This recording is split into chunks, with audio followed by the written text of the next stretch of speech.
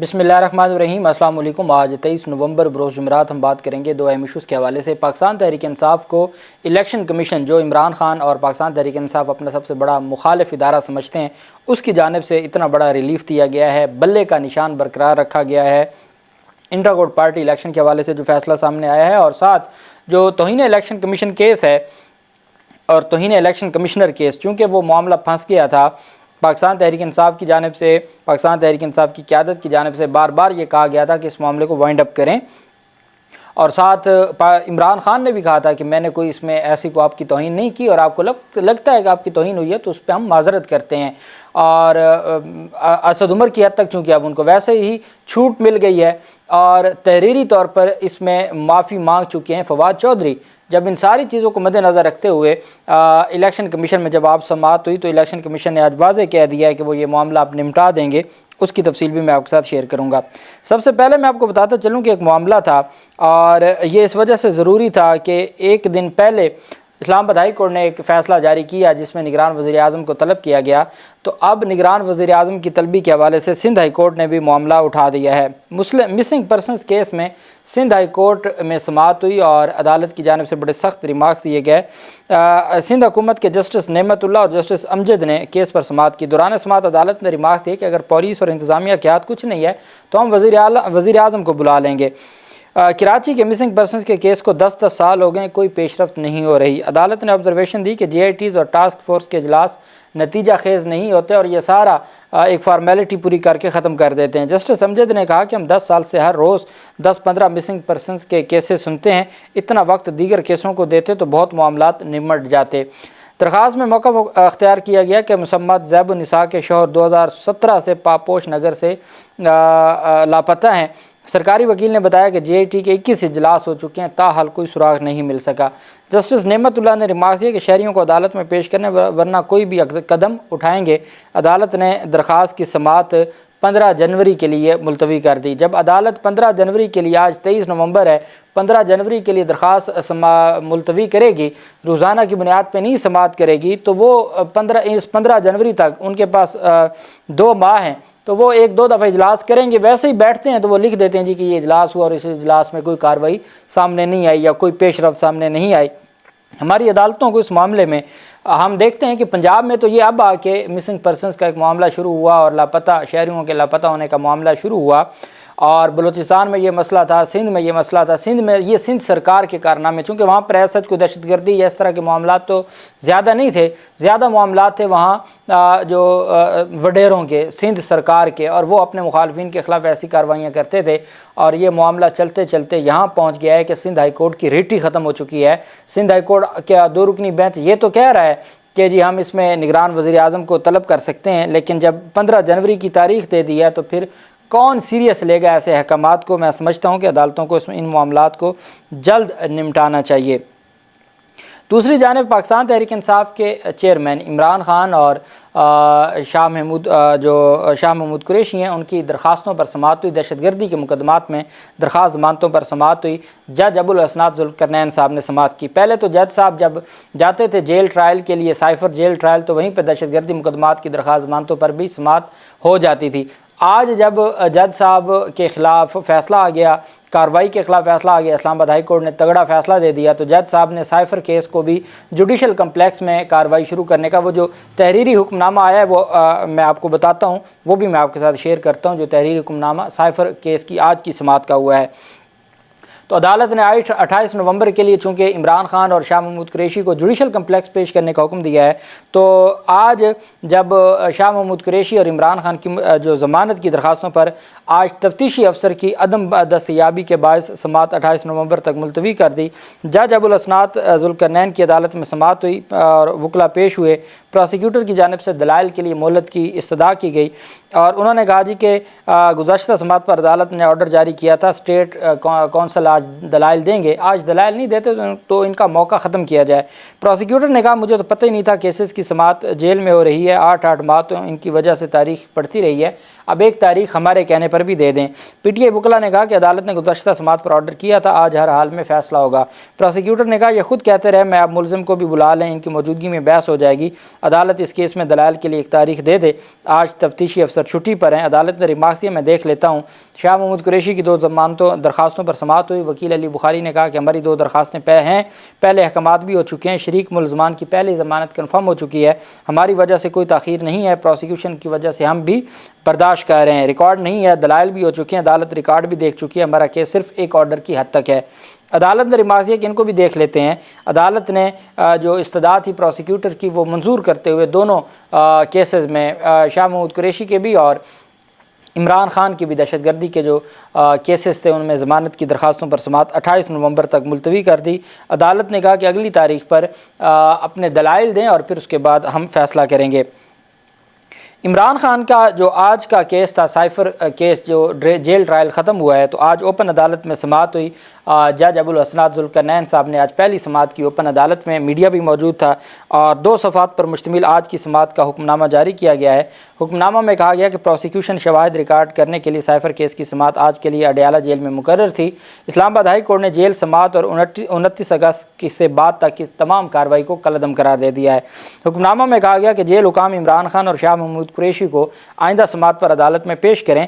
عمران خان اور شاہ محمود قریشی کو 28 نومبر کو عدالت میں پیش کیا جائے، اور اب کارروائی 29 اگست سے ہی شروع ہوگی، مطلب اب پھر چلان کی کاپیاں تقسیم ہوں گی اور فرد جرم عائد ہوگی، اور فرد جرم کے بعد جو جتنی بھی کارروائی ہے وہ ساری کی ساری اب دوبارہ ہوگی۔ چونکہ 29 اگست کے بعد چلان جمع ہوا تھا، تو میرے خیال میں جو چلان جمع کروایا گیا تھا وہ بھی مسترد ہو چکا ہے، اب چلان بھی نئے سرے سے جمع کروایا جائے گا۔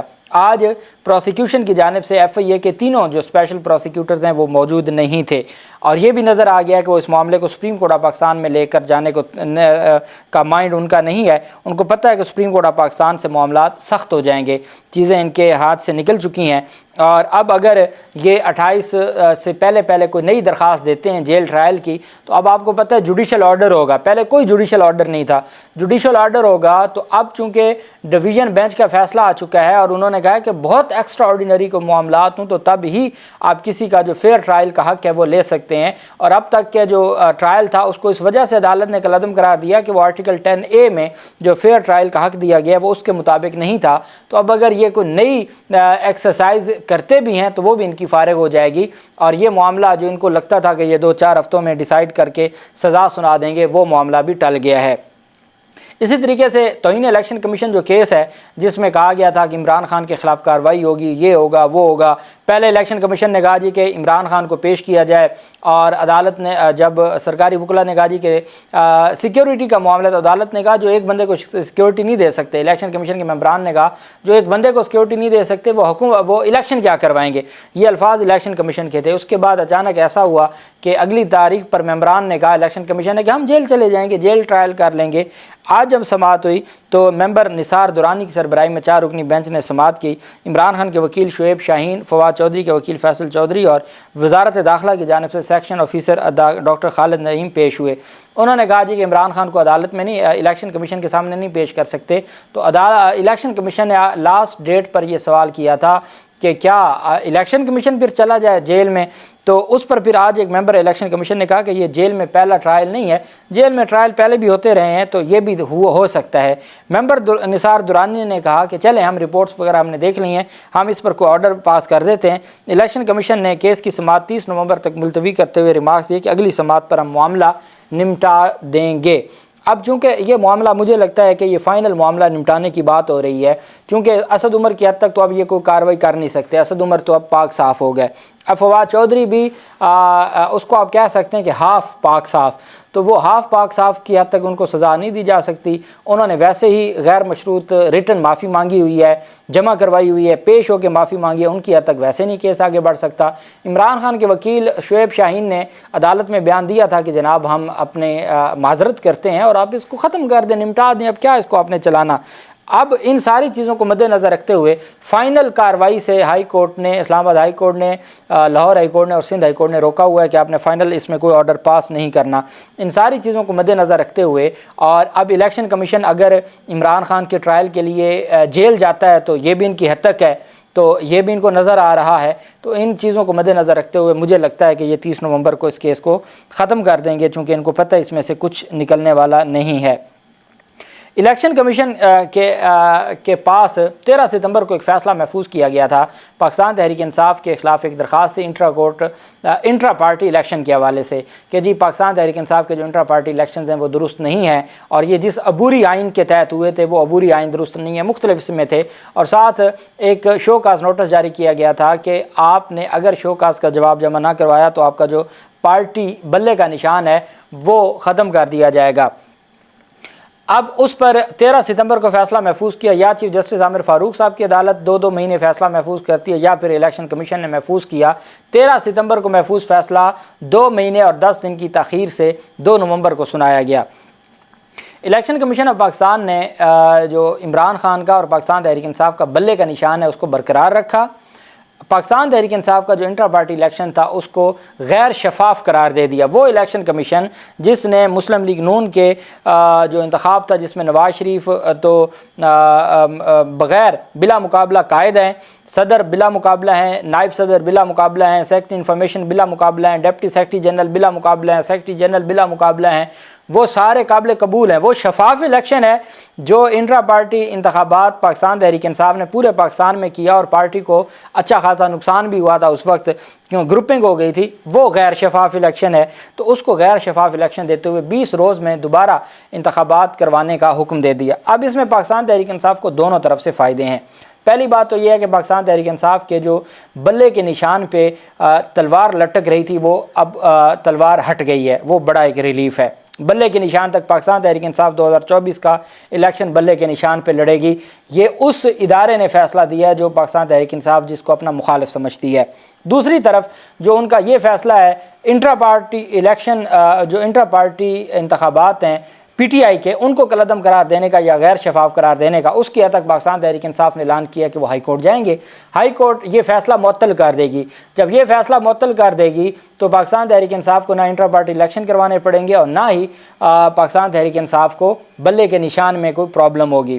تیسری چیز، اگر پاکستان تحریک انصاف انٹرا پارٹی انتخابات میں جاتی بھی ہے تو یہ پاکستان تحریک انصاف کی ایک انتخابی مہم ہو جائے گی۔ پاکستان تحریک انصاف کو انتخابی مہم کی اجازت مل جائے گی کہ جی اب چونکہ ہم نے انٹرا پارٹی انتخابات کروانے ہیں تو یہ ایک ان کی ایکٹیویٹی شروع ہو جائے گی۔ اب جو لوگ روپوش ہیں یا جو جیلوں میں ہیں وہ اپنے اسپیشل پاور آف اٹرنی کے ذریعے کاغذات جمع بھی کروائیں گے اور ان کے انتخابات میں وہ حصہ لے سکیں گے اور وہ اس میں انتخابات جیت جائیں گے۔ جب وہ انتخابات جیت جائیں گے پاکستان تحریک انصاف کی جو جنرل الیکشن کی تیاری ہے وہ انٹرا پارٹی الیکشن میں بھی ہو جائے گی۔ جن کو یہ لگتا ہے کہ شاید عمران خان کو مائنس کرنے کے لیے یہ کہا گیا ہے، آپ جانتے ہیں عمران خان کو مائنس نہ پی ٹی آئی خود کر سکتی ہے نہ الیکشن کمیشن کر سکتا ہے، چونکہ پاکستان تحریک انصاف کے جو کارکنان اور عوام پاکستان اس کو کسی صورت منظور نہیں کرتے۔ تو یہ جو فیصلہ ہے الیکشن کمیشن کا، اب اس میں میرے خیال میں لاہور ہائی کورٹ میں چیلنج کر کے اس کو اسٹے آرڈر لے لیں گے اور یہ پھر انتخابات کے بعد جا کے معاملات دیکھے جائیں گے، اور بلے کی حد تک جو تلوار تھی لٹکتی تلوار آج وہ ہٹ گئی ہے۔ یہ ایک بڑا ریلیف ہے۔ اللہ پاک پاکستان کا حامی و ناصر ہو۔ بہت شکریہ۔ اللہ حافظ۔ پاکستان زندہ باد۔